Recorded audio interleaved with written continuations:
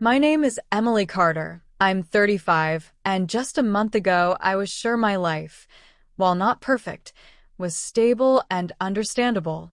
I lived in Seattle, worked as a nurse manager at a private clinic, raised my 11-year-old son, Leo, and thought 17 years of marriage was enough to protect me from sudden disasters.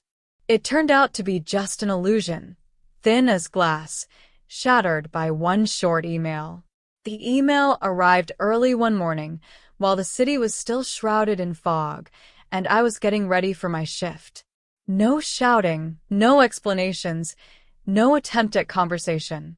Just an email from Jonathan, my husband. A freelance architect, a man perpetually creatively unsettled and full of promises that things will get better soon. He wrote dryly and distantly, as if he were talking not about family, but about a terminated contract. He doesn't love me anymore. He met another woman. He's leaving.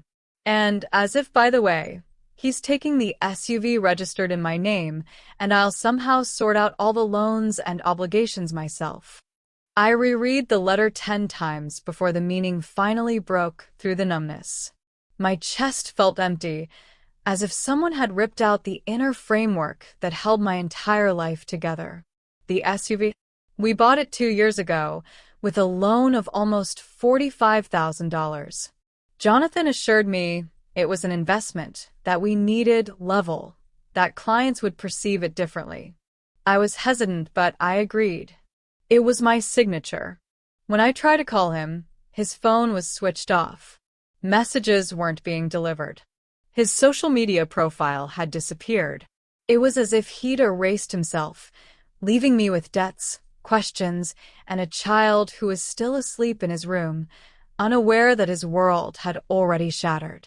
Leo had always been a sensitive boy.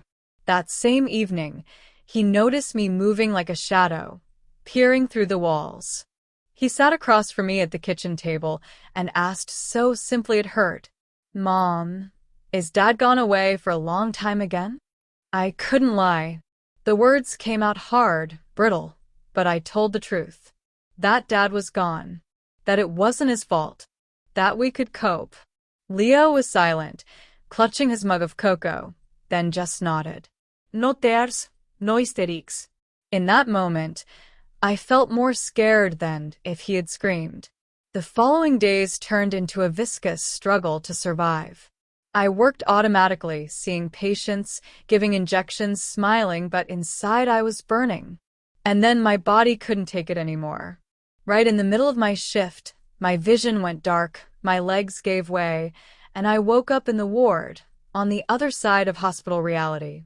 The diagnosis was frighteningly specific, an acute condition requiring immediate intervention. The doctors talked about accumulated stress, insomnia, and exhaustion. I was on an 4-drip and, for the first time in a long time, I couldn't control anything. And that's when I learned that the bottom could sink even deeper. Checking my banking app, I saw that my savings account was practically empty. The $40,000 I'd saved for years, substituting extra shifts for vacation, was gone. Less than $100 remained.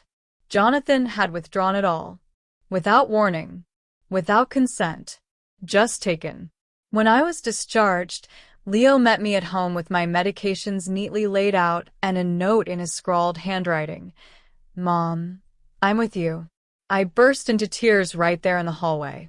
A couple of days later, Leo suddenly suggested an idea. He spoke calmly, as if discussing a school project. He reminded me that we used to install a car tracking app, just in case. I didn't even immediately understand what he was talking about. And then something clicked inside. We found a signal. Jonathan wasn't that far away. Oregon, a suburb of Portland. He was living at the campsite, as if he'd decided to start a new life from scratch. I didn't know whether to be happy or angry. Probably both.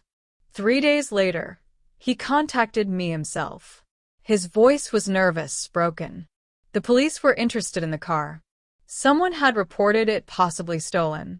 He asked to meet, to talk, to explain. We agreed to meet in a large city park near the campsite. I went there with Leo. Part of me was shaking with fear, the other with determination. Jonathan looked different. Haggard, with a stubbled face, and the look of a man who suddenly realized he'd lost control. Hannah stood next to him, the same woman. Young, confident, with a cold smile. I told him I'd come for the car and the money. Hannah snorted, as if it were a trifle. She said that the past needed to be let go. Leo then stepped forward. I'll never forget his voice, even, mature, foreign to an 11-year-old. He asked why my father thought he could take everything and disappear. Jonathan was speechless. And then everything began to fall apart, rapidly. Hannah's parents arrived. I'd contacted them beforehand, not out of revenge, but out of desperation. The conversation turned into shouting matches. Secrets came out. The pregnancy Jonathan supposedly knew about surfaced. And then doubts, facts, dates. Jonathan's face turned white. I had no idea that in a few days the truth would come out, and everything would change.